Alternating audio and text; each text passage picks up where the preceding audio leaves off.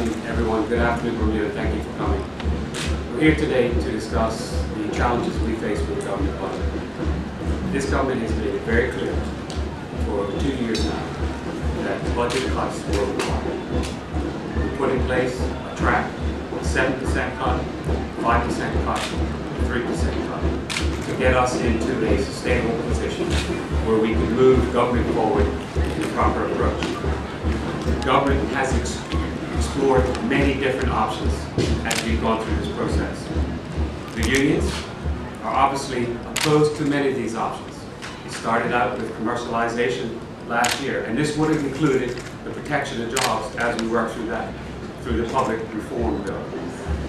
It was argued that we weren't being collaborative about it. So we came together and we worked with the BTUC. We put a working group together to discuss and negotiate with them through the technical offices, through Mr. Phillips and his team, to try to find ways that we could reduce government spending. From the outset, their terms of reference was very clear to the working group. We would have to recognize that the furlough day contribution would be on the table. BTUC refused to acknowledge and to debate that issue. They put it aside. The minutes show that. DPSU president is not being straight in the paper today when he says that that matter was never on the table. It was discussed early, they refused to discuss it further. The union has presented many different proposals. We worked through those, the finance, the technical office, and the team that met with them, and each one of those proposals was considered, and some realistic savings have been found. The total value of the savings through those working groups has added up to about $37 million. Disagree with the assertion by BTUC that they found $85 million. It just didn't add up that way. Many of these proposals have been factored into the 2015-2016 budget. We have communicated that to the unions. They've also agreed to look at reducing overtime from double time to down to straight time or time and a quarter. We have agreed to discuss that.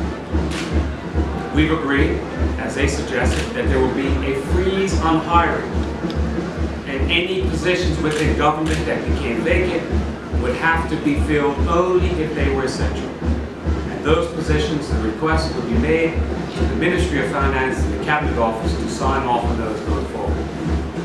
The government has also agreed to another early retirement program.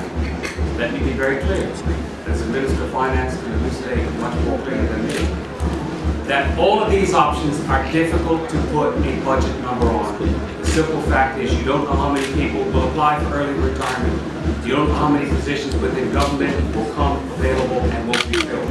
So it's difficult to budget in and put a number on there, but they could be some reasonable savings going forward. We've communicated this to the union very clearly.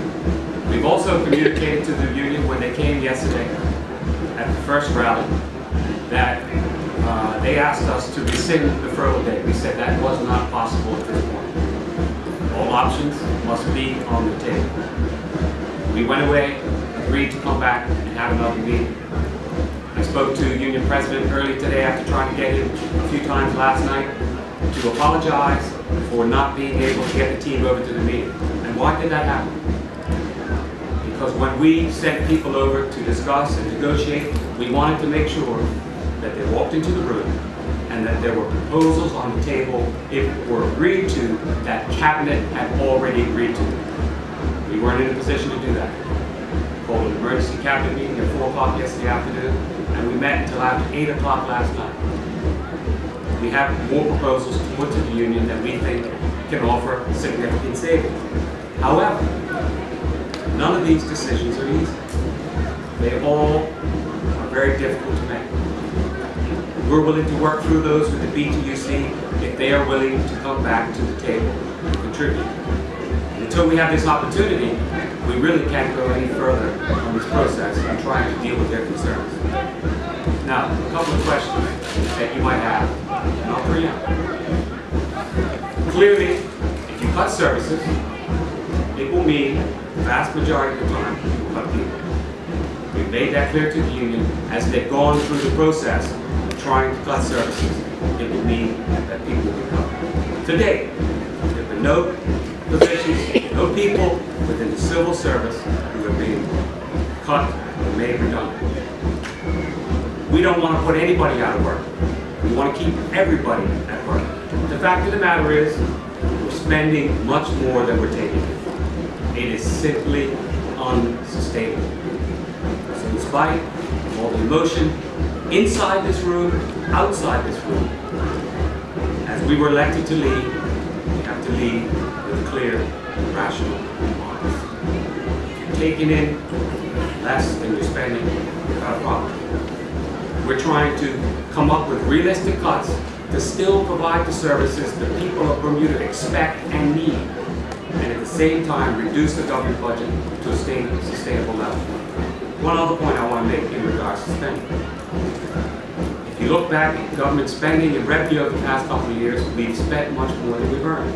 I've said that. That's not the only problem that we have. We have something else called capital expenditure, which runs the last couple of years about 60-odd million. And we try to cut that back as much as we can to make sure that we get spending under control.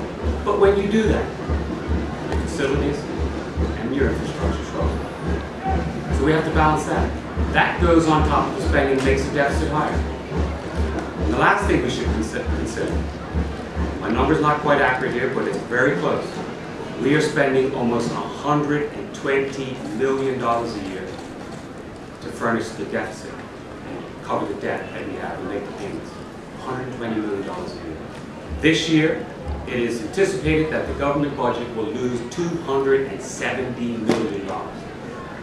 People of Bermuda, let me tell you something very clearly here today.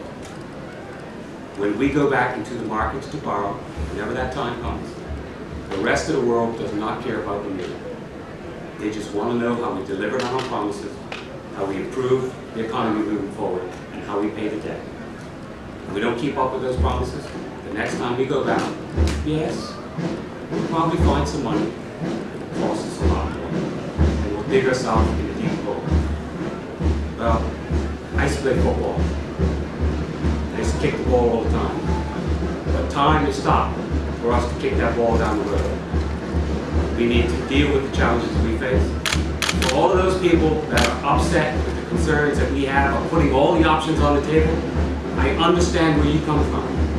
But I am not willing to jeopardize the future of current Bermudians and future Bermudians for decisions that we're making today.